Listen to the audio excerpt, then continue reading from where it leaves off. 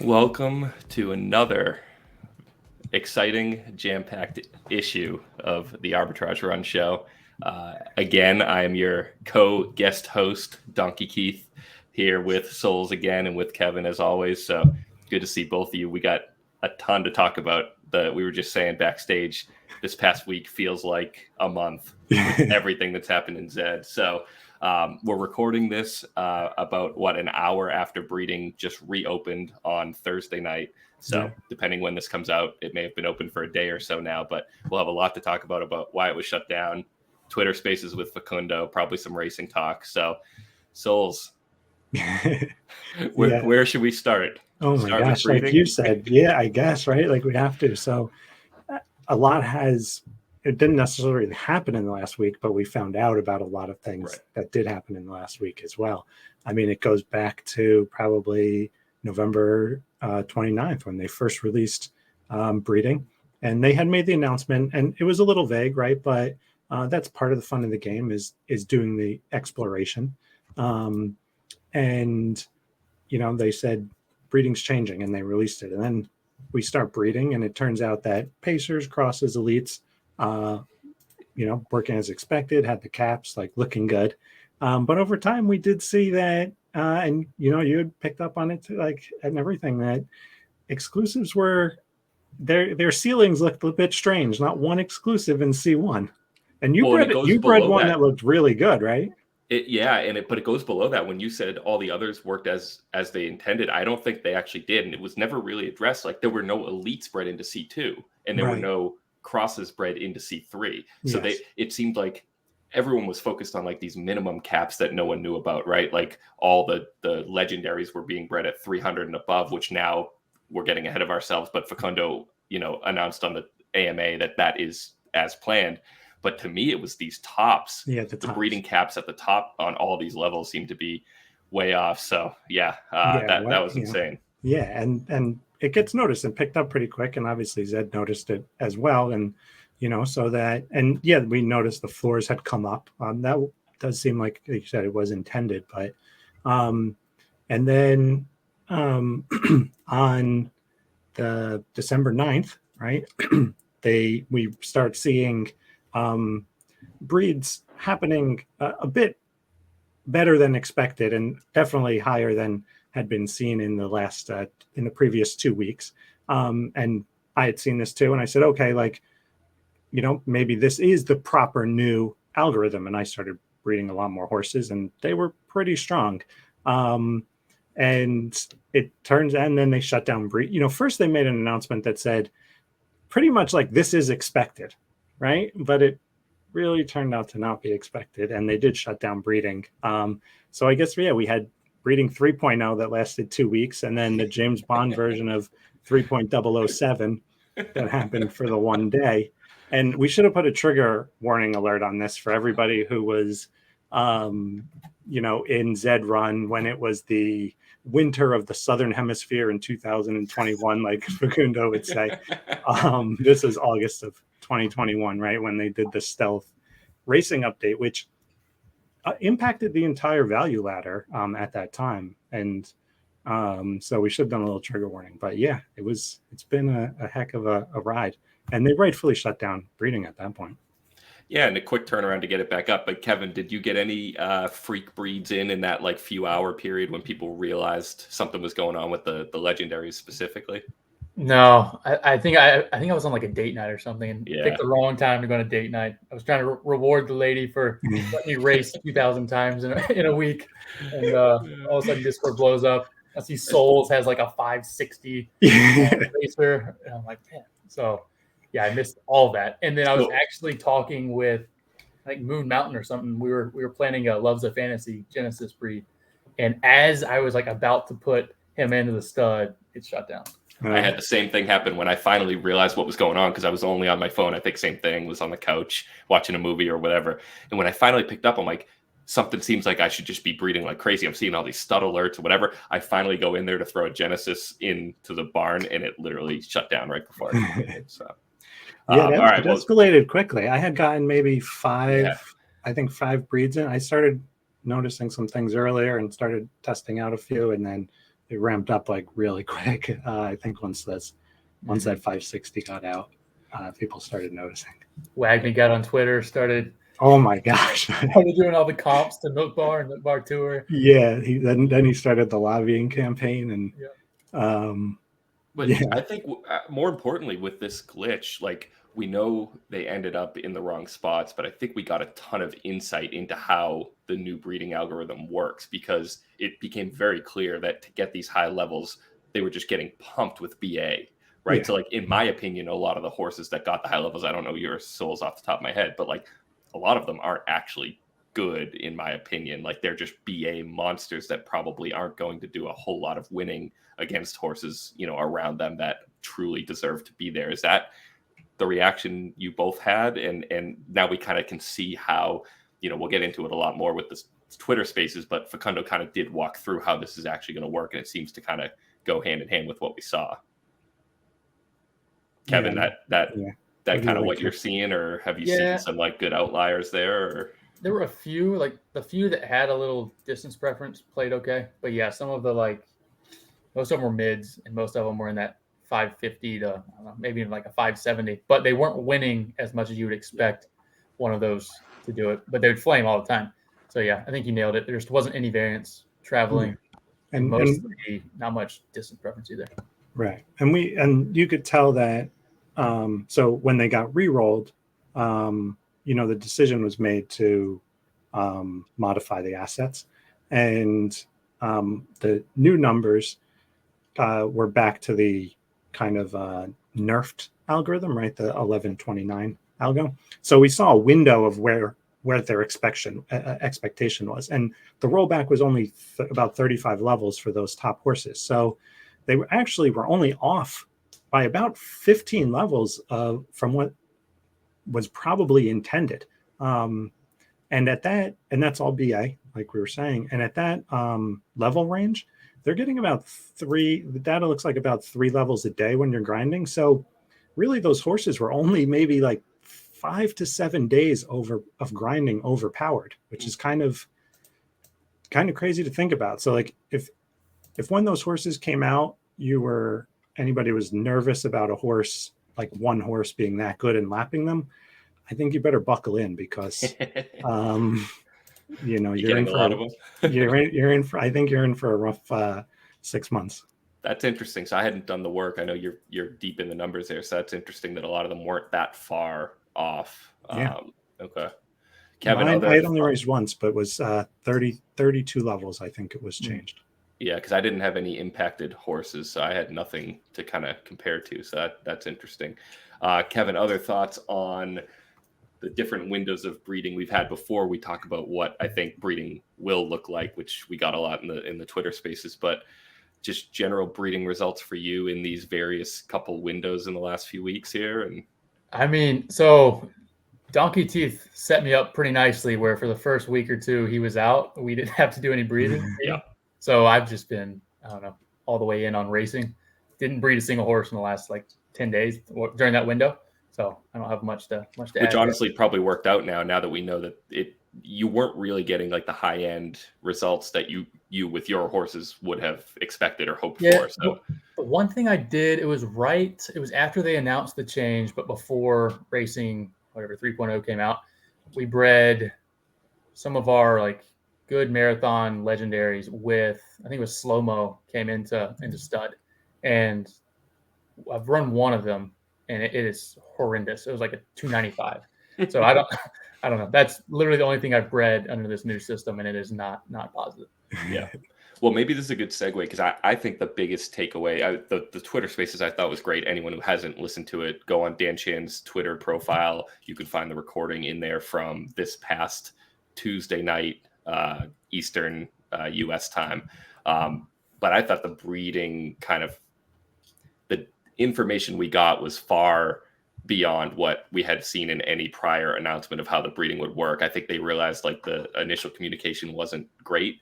There were, little snippets in there about the breed type becoming a bigger driver for the ultimate, level rating for each bred horse, but we got definitely more from Facundo. So let me set up a few things here, because I did take some notes on that. So he did confirm there will be floors for the level a horse can start based on the breed type of that offspring. So he mentioned 125 for elites, 150 for exclusives, 300 for legendaries. So right there, you can take 2 Donkey Genesis level 65s, that are in C6, and you're automatically getting a 300 starter. So, I mean, this is pretty material. Like, breed type now is, I don't want to say single-handedly the biggest driver, but it is like now a huge mix in that formula for what we're going after. So Souls, are you going to be like, do you have any of those lower horses you're going to try to just like immediately breed higher and race them up? Or like, is that not a viable strategy? Because we're going to talk about the other things that go into breeding, I think, even more so. Yeah. So, I mean, do I have any lower? Yeah, 100%. Well, lower gens, they have to be 2 gens. Yeah, right? yeah. No, I think my lowest, like, we have a lot of Buterins, but I think my lowest maybe is like 132. Yeah. Like, so pretty low, right? In the low 100s. So yeah, if I'm going to take those 2 in the low hundreds, and I'm going to make a 300 something, like, but if it's all BA, what does it really get you? I mean, 100, it certainly like levels you up, but how competitive is that horse? Yeah. I don't know at that point. Well, I think that's the key, maybe. So, Kevin, like, what were your biggest takeaways with the new breeding idea? Because Facundo gave us a lot. I know Donkey will do a lot of the breeding too, and he's going to be pumped to listen to that Twitter Spaces for sure. But there was a lot in there. So, like, yeah, exactly. He'll definitely. I have notes. I'm sure he'll have even more. But yeah, and like, the guide came out with an update. Oh, so that's good too. I haven't even looked at that, but some of it's probably in there. But Kevin, like, what are the high level, like, what's going to be the breeding strategy for you, and what should other stables be doing in this new system? Yeah, I mean, the one thing you guys kind of touched on it, but I think it does a good job helping with the value of some of the Donkey Genesis, right? Like, having that floor at least provides some breedability to where if they just mirrored off of the parents' levels entirely, they just really wouldn't have any value on the track until they're super leveled up, and they wouldn't have any value breeding. So, I mean, that was my initial takeaway. Haven't gone too deep in like our stable strategy with that, but that was at least good for the broader game to provide Genesis value. Yeah, and the one thing I will say too, and you had mentioned it there, Keith, was like this, and with the guide now in the AMA, right? They certainly gave more information and like a look behind the covers than they've ever given before. And whether it's good or bad, I don't know, but certainly to that announcement originally, most games kind of leave some mystery, right? And explore, like the explorers of the game, the first people to get in, to dig in. It might say another game, this mechanic summons a dragon to fight for you. It doesn't say this dragon does 3 damage per second and all this, right? It's up to the players to go and figure out what it does. But in this case, yeah, that first announcement was a little vague, and this is like way to the other side. So it's interesting. If that first announcement was like, literally, we're changing everything about breeding, rediscover it, I think people maybe would have been more understanding. Agreed. I think that's the thing. It didn't make it sound like there were really any major changes, but there were. I think one direct quote from Facundo that caught my attention was, it's, quote, much more about breeding specialists, end quote, in 3.0. So he spent a lot of time kind of going through that dynamic, basically saying, essentially, the BA placement is going to be based on breed type, wherever you fit in the level system. But the qualities that you're passing down, be it DP, be it variants from the parents or the ancestors, he did clarify for everyone worried, there are still ancestry roles, the exact same in 2.0. That has not changed. So the key, he made it sound like, when we think of these ultra specialists, right, we're all thinking about these C1 beasts. We're thinking about Moulah. We're thinking about the Crimson Chin. We're thinking about these horses that are on one end of the spectrum. But we forget that they're still so much higher power, higher BA than the average horse, even if they're not compared to, Chromatic Theory, Third Head, these mid-beast BA horses, whatever. But what he reminded us was there can be these ultra specialists in C4 that are just lacking the BA, but they have ultra sprint or ultra marathon DP or ultra variants just with a low BA.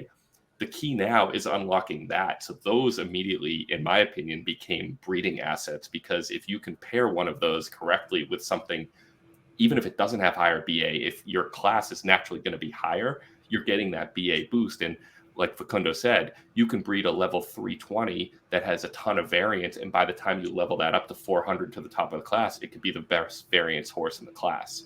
So that to me was kind of the biggest takeaway now of these horses that just have some sort of specialization, regardless of what class they're in. If you pair them correctly with other horses, you can end up with beasts. So am I overreading that, Kevin? Is that what you got out of this as well? Or yeah, I mean, that's how I interpret it. I immediately thought to some of our specialists in lower classes, right? Like we have Mirajo, who's in class 2, I think like a 495 starting level. A lot of variance, but there's a ton of DP in that on the sprint side. And base ability is fine, but it's just class 2 computer and base. So pairing that with, I don't know, even like Creation of Mortals. So you double down on the DP, but it has a level 570. What would that create? So things like that kind of get your head spinning a little bit. Soul, same idea. I know you got stuff cooking in your mind. Like, is that where you're going first now that the breeding barns reopen? Is to pair some of these like weird combinations you would have never otherwise touched? Yeah, and and even ones that we had before, I think are going to be a little bit different. Like we had bred, say, Genuine Risk and Moulah, who were 2 distance Buterins. And prior, breeding legendaries was a tough endeavor. Let's just put it that way, right? But now, maybe that's a little bit different. And now that we understand that, and the guide that did come out, I mean, kind of says it exactly. Like distance preference and stability are inherited from their ancestry. And then distance preference and stability do not change as a racehorse levels up. Base ability increases incrementally as you level up. So it's kind of, I'm actually glad we got some granularity. I get what you're saying. It's good to have things to uncover, but I think to me now the uncovering part actually comes with the horse you get from this. You can have all these insights, but we still know there's going to be a huge range. You still can get an ancestry roll. You still can get probably a wide range of class points, XP points, from that offspring. So you still need to discover it. Facundo spent a lot of time talking about like there's now like a real discovery process. It doesn't happen in the 10 discovery races that none of us needed in the prior system, right? But it kind of happens with, you can't just look at, I got a level 560 or 465, I know exactly what I got. You don't. You need to figure out where did the variance go? Where did the DP go? And more importantly, in the future, did super breeds change everything too? Yeah. I think that was one of the big announcements we got was you're going to have this potential to basically go up the breed type where 2 exclusives won't breed an elite. They could breed an exclusive if you hit the super breed lottery. So there's a lot going on. I think none of us have the answers right now, but there's going to be a ton to do. I personally will be probably saving some of my bred horses instead of pounding them all right now, waiting for super breeds to come because you are battling decay with some of those horses. So, the Crimson Chin, for instance, I don't know how many she has left. Let's say 20. I might save those for hoping one out of those 20 is a super breed at some point, right? So that's, I think, the one strategy I kind of took away is let's just wait a few months for whenever that comes out. But any other breeding topics you guys think you took away, or just excited to get back out there now? They said super breeds are known before you race it, right? Like it has a flag on it. That was my understanding. Yeah, and we should mention, obviously, go back and listen, but Genesis are, what he said, better at doing super breed. So basically the likelihood of getting a super breed roll, if you have 2 Genesis, that's the highest, 1 Genesis with something else, and then everything else is even. But yeah, I do believe you would know even before you got your class system and what the super breed, or class rating, and what the super breed does is it amplifies whatever the traits would be. So if you were breeding a marathoner, in theory, hitting a super breed, brings that DP up even higher on the scale. If you're breeding a variance horse, you're going to get even more variance out of the super breed. So that should be pretty exciting. We're going to get some pretty cool results, but it did sound like it'll be pretty few and far between, which is good. Yeah. And we don't have a definite about when that breeding release, I guess we could call it now, 5.0? I guess it is a new system. He did say January for that. Okay. So he said January for super breeds. So exciting. The market for that's gonna be fun too. Like if you just imagine like we do a ready set boom and it pops out a super breed, like what does that even go for? Like it's just gonna be wild. Yeah. I mean that instantly, like without racing, that's a very valuable.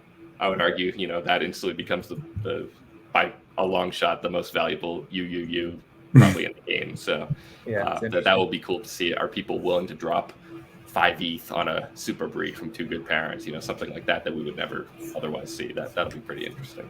Yeah. Okay, he went through the class system. The other big piece he dropped that's coming is aging. And that's something I think we've talked about for a while. I know, Kevin, you've talked about seasons or various versions of the same thing that get you to aging. So, Kevin, thoughts on the aging system? Maybe describe what you heard, what you remember hearing, and then thoughts on that. Yeah, I don't have notes, but no, I usually don't either. I was just at work, so I was like multitasking. So I was pumped about it, though. I think that's something that needed to happen or needs to happen for the game to be relevant in years from now, right? Like the issue right now is you just start banging your head against the same horses over and over again, and it's kind of a unsurmountable wall of horses, and it's only going to get worse as things level up. So, from what I understood, it's basically for each class you're in, you have a certain number of races, and once you hit a certain threshold, you start regenerating your stamina slower. So you never really die, but the horses may not be able to race more than once a week or once every other week as it ages. So the stamina regeneration just drops. Is that how you understood it? Yeah, which I think is a great way of doing it. You're not forcing retirement. You're not killing the horse. You are not, but this idea that just okay, you're going to see fewer and fewer of these in every paid race at whatever distance they dominate, right? And we don't know what the cutoffs will be, thousands of races, whatever it may be. But I think that's a really elegant solution to that dilemma. I like it a lot where you can just, it empowers the owner to have even more, what are they going to do with the horse? How are you going to manage it? Yeah, you can be that grinder of $2, but you're only going to get 1,000 races of it. So I would not do that with Ready Set Boom. And then once it does fatigue or you use up that stamina, you're going to have to wait a couple weeks. I'm only going to do the biggest tournaments, even if I'm fully charged, I'm still going to wait for that big tournament as long as there's one a few days out. So it is a good way to not totally kill off a horse, not make it have to go into breeding mode and not be able to race anymore. You still do everything you're doing now. It'll just slow it down, which is good for the entire ecosystem. Yeah. I mean, I like that obviously the devil's in the details. Some of the things I think about are right now. One, we needed it 100%, right? But and right now we're really in the beginning stages of any game, right? And getting to level 700 is what gamers, right? We all consider the end game, and that's where a lot of the fun happens. And in this regard, right, a horse that starts, the whole thing was a horse might be a legendary, might be around 300 or 350. That's could eventually be better than Ready Set Boom, right? If it got up to 700. So there'd be some efficiency. Obviously, the aging can't happen so fast that you can't go from level 350 to 700 and then be done. And that right now feels like it's going to take a long time to go from 350 to 700. So then a Ready Set Boom that starts at 612, what is that aging? Is it a year? Is it 2 years, 3 years? And then the other part is stamina right now doesn't count in tournaments, right? And custom races. So does that mean, how will it impact with aging? Can the horse, if it can only run once a week, but it goes into a tournament that's 4 races long, obviously it has to be able to race. But on the other hand, once we have party mode and custom races, can Ready Set Boom go and race on every third-party platform, without having this aging impact? And maybe that's a yes, and maybe it should be, and maybe it's up to the third-party platform to say, only under a certain amount of races or something. Yeah, or just this will include stamina. If you put that in a third party, depending on how that system gets designed. Yeah, if Zed allows the custom races to say yes or no on the but that is a good, interesting dilemma. I think, one thing Facundo was harping on too is he kept saying we're building a game of interesting choices. because he wants people to have to think about what they're going to do. He was talking about aging also impacting breeding. How are you going to breed the horse to carry on the legacy, once that horse has to slow down? So, he talked about, could aging be, could the intensity be brought down if you choose to level a horse up? That could be an incentive for going up to C1 with a Genesis, but maybe you've hit the limit on aging. So there's a lot of ways that they're clearly thinking about this, like you said earlier, Souls, in years and not days and months, right? Like this is a long term. Facundo's done this before. He's thinking about that feedback loop, the positive interaction, with the community. So I thought that was all super positive. Yeah, I agree. The last thing, I think, XP, kind of going in the same thing, that interesting choices loop, potentially buying XP player to player. That's another interesting way of leveling up your horse without actually racing it. So you're going to have another choice to make. Is it worth the money to get my horse higher without using races before aging? So it's a lot of these kind of cool decisions. I think, it sounds like in the next quarter or two, we're going to have, a whole new game basically we're playing, because it did say this should drop basically in Q1 of 23. So have super breeds and aging pretty soon. Yeah, because what was it? It was by the time it's before the spring in the northern hemisphere, which is March 21st. So, and we'll have the aging, right? So we'll have super breeds before that, aging. I don't know if he said anything about when the tradable XP. No, it sounded like that was more of a thought and a plan, but just without a date on that. Yeah, and that's an interesting one, and it goes back to those choices, right? Because like as a game, and he's said this multiple times, right? It's game, platform, ecosystem. As a game right now, what are really the choices, right? Like how can somebody who uses really good strategy, minus money, right, but just really good strategy and time, excel at the game? And right now it's a little bit tougher. If you had one horse and you wanted to dedicate your whole entire time, right, 24 hours a day to one horse, well, you can't really. You can maybe spend 15 minutes clicking the buttons to get it in races, but like over the course of a day. But there's not those choices, and I think he understands that and wants it to be that somebody who spends 20 hours a day on the platform, can make some progress. Agreed. He had that really good analogy of like, there's young users who have no money but all the time in the world, and you have I guess more mature users who have all the money but no time. How can they kind of coexist to help each other? And I think all of that points in that direction. Totally. And I like that idea that you're not buying from Zed if they do release this. You'd be buying from that young, poor person who wants to sell their XP. And they just take their 50% cut. Say, will Zed take a rake on that? It'll be 10 or 50, who knows?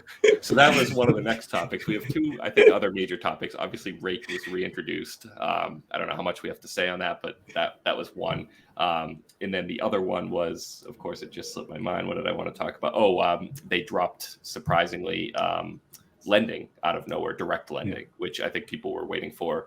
So maybe let's start there. We'll go back to rake because that was newer.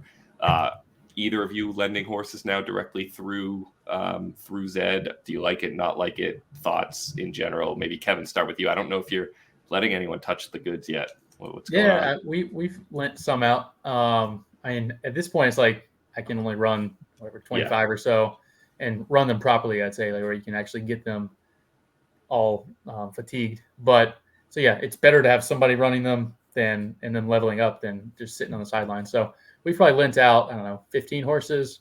The big challenge, I think, is the way that Zed is dividing up the profits, where it's super advantageous for the owner of the horse, and the borrower only gets basically all the risk of doing paid races, and they forfeit whatever percent you assign every time they win, but the owner doesn't lose anything if they lose. And it's such a paid heavy meta right now with all the tournaments being paid racing that it just seems like a flawed system where the lender, I guess the lendee, has all the risk and the owner has none of the risk. So I've been setting it like either 80-20 or even like 90-10 just to balance out the risk some.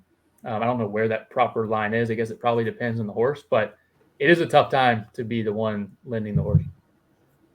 Yeah, I agree. And I'm with you. I have probably about 15 to 20 out as well. And I've been slowly increasing the percentage that my racers are getting because of that dynamic, especially now introducing rake on top of that. Not only was it a paid heavy meta, now rake essentially directly comes out of their profit because on the wins, they're getting less and you're still taking a cut of it, right? And they're still taking all the upfront risk. So I'm with you. I'm up at like 90+% depending on the horse, where it's becoming, a very small royalty essentially that I'll take.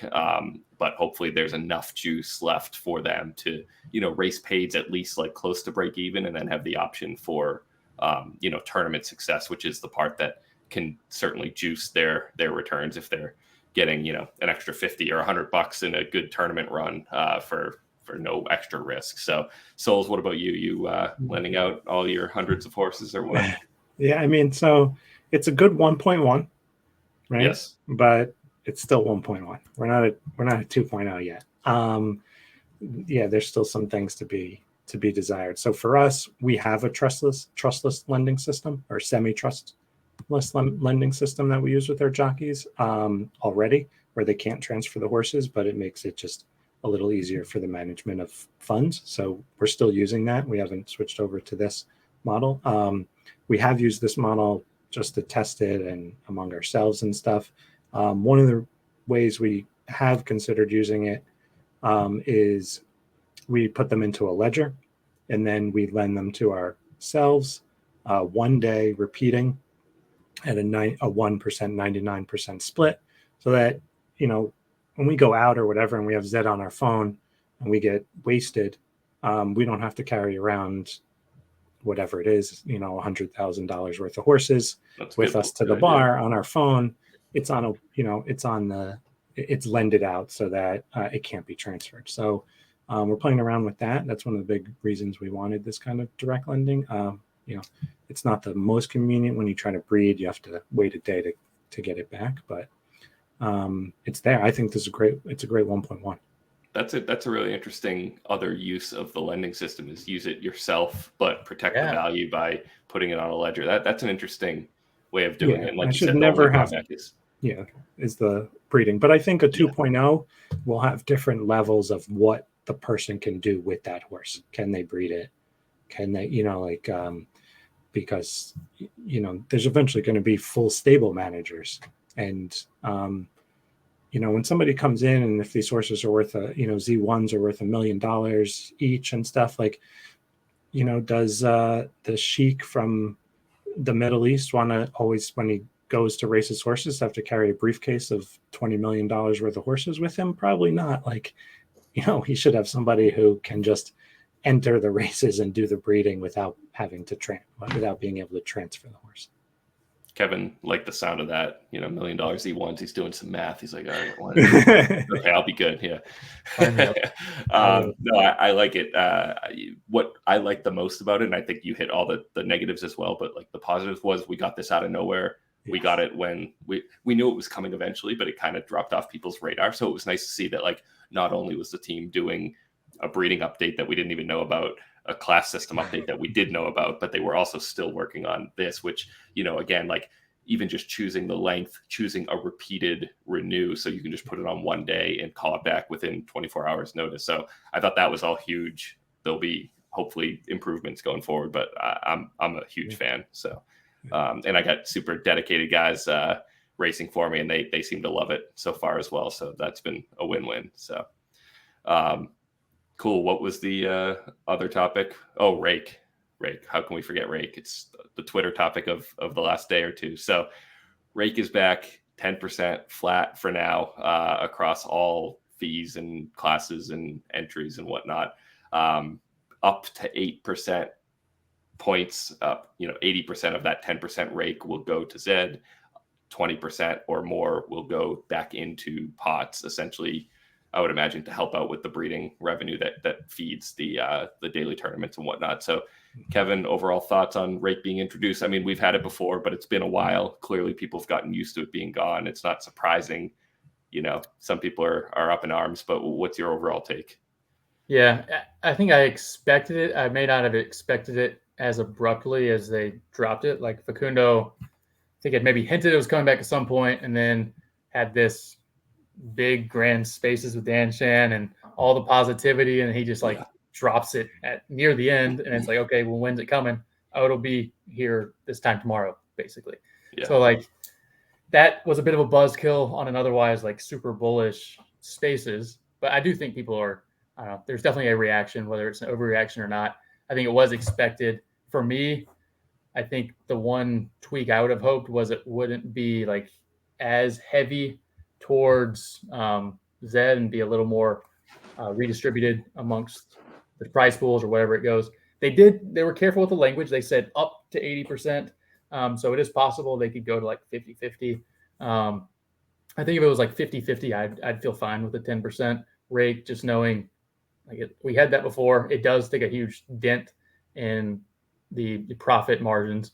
But we still have tournament income, which is not going to have a rake on it. So that portion of profits will not be impacted. And maybe they'll be even juiced, right? Because now there's an extra 20 to whatever percent coming from paid racing. So it might get subsidized differently. But for me, it was a bit of a buzzkill, but expected at some point.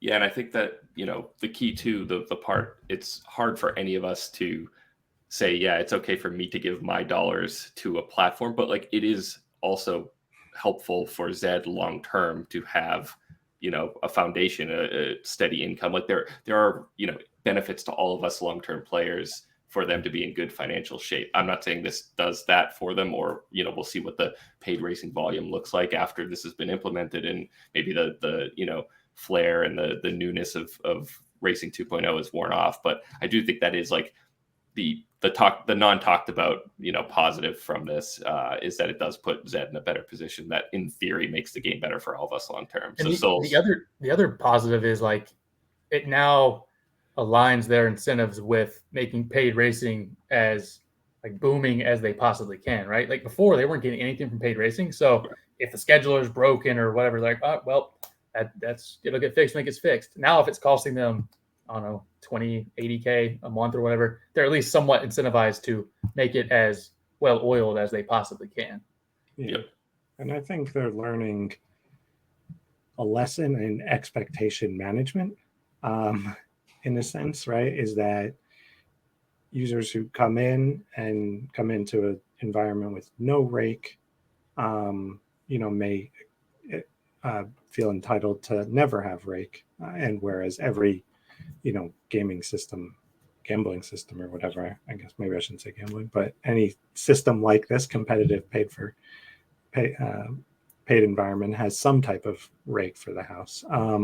So I see both sides. I mean, I see being able to set that expectation now, so that it's there, moving forward. But, on the revenue side of things,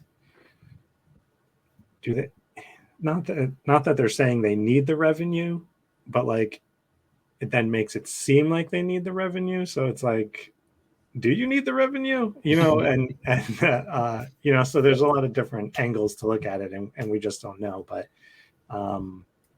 yeah, I mean, it was going to happen eventually, and maybe just rip the Band-Aid off now.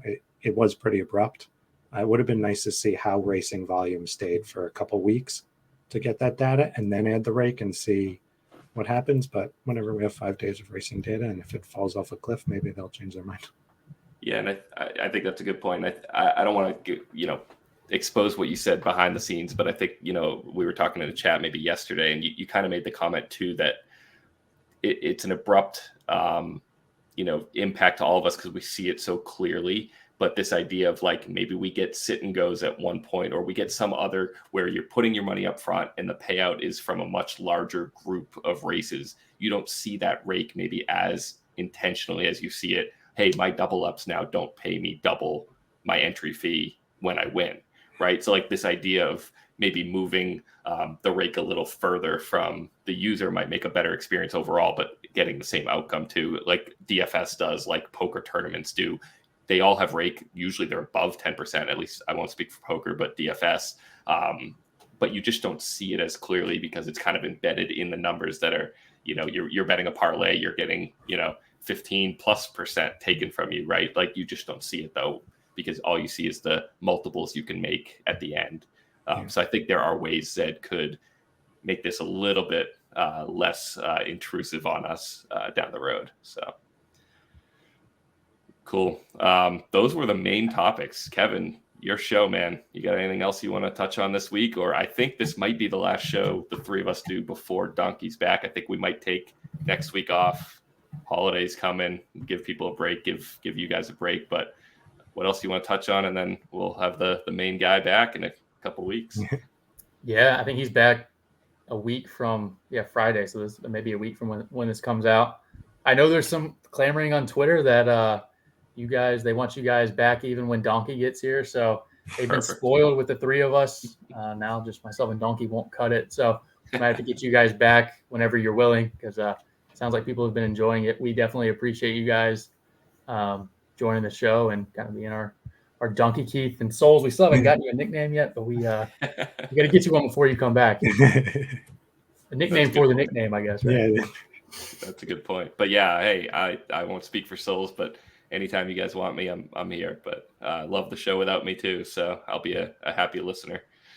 Right. But yeah, I think with that, we're onward and upward. Get your breeding in. Everyone, if you haven't watched, go back, listen to the spaces. It is crucial if you're at all in Zed for the long term. There's a lot in there, a lot to digest. I think it's an hour and a half long, but super worthwhile. A lot going on. Hopefully we don't have a week like we just had this past week. Hopefully breeding, I mean, we'll probably know, I'm sure BG and Souls and everyone will be running the numbers, in the next few hours to see if outcomes are as intended. But assuming they are, hopefully it's steady sailing here into super breeds and into aging. So awesome, guys. This was fun. We'll say probably in a couple weeks there'll be a new episode. Donkey will be back. So we'll see you guys then. Yeah, good chat. All right. See you guys. See ya.